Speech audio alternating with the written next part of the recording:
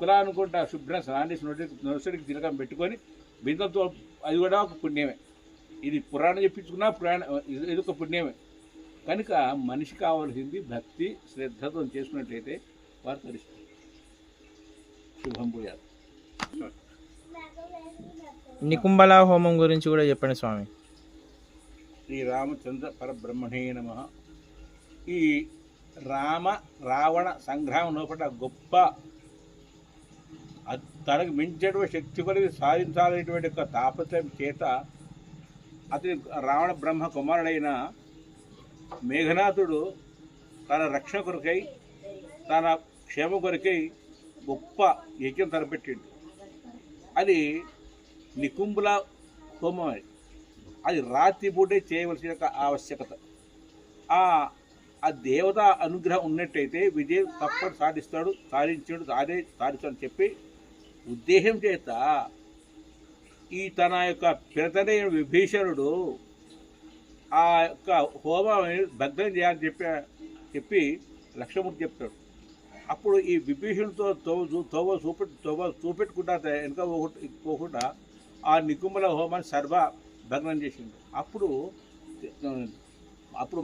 తర్వాత ఈ మేఘనాథ్ వచ్చి అనేక యుద్ధం చేసినా కూడా జయించలే. చివరికి ఆ లక్ష్మణుడు కూడా 14 సంవత్సరంలో ఉపవాసం ఉండి నీడు దాకా ఏం దాకా అటువంటి అతడి మరణం ఉన్నది. కనుక ఆ మేఘనాథుని లక్ష్మణుడు సంహారం చేసాడు. ఇది కనుక ఏ కులము ఏ బ్రాహ్మడు కానీ ఏ వైష్ణవుడి కానీ ఇంకా ఇతరత్ర వాళ్ళు ఎవరైనా కానీ ఈ రాత్రిపూట హోమాలు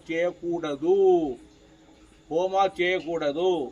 అది ఎవరి రాక్షసు చేసుకునే హోమాలు తప్ప బ్రాహ్మడు చేయడు. ఇది ఖచ్చితమైన మాట.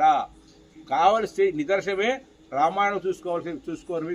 ఇది ఒక ఘట్టం లోపల రామాయణం లోపల రావణ సంగ్రహం లోపల నికుంభల హోమం చేసిండు మేఘనాథుడు.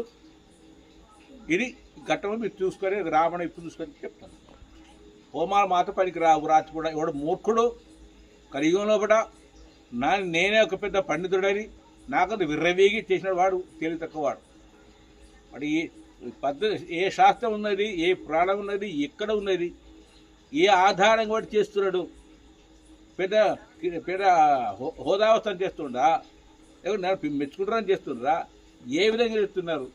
కనుక ఇటువంటి కార్యక్రమం కూడా చేయకూడదు. చేసినట్టే ఇది కూడా అది ఒక విలువ లేదు. ఒక మెప్పించుకోవడం శక్తి లేదు వాడికి కూడా. కనుక ఒకవాడు మెప్పించే శక్తి ఉన్నట్టయితే దాని ఆధారంగా చూసుకొని నడుచుకో. ఇందులో నేను సరే గురువు గారు, జై శ్రీరామ్.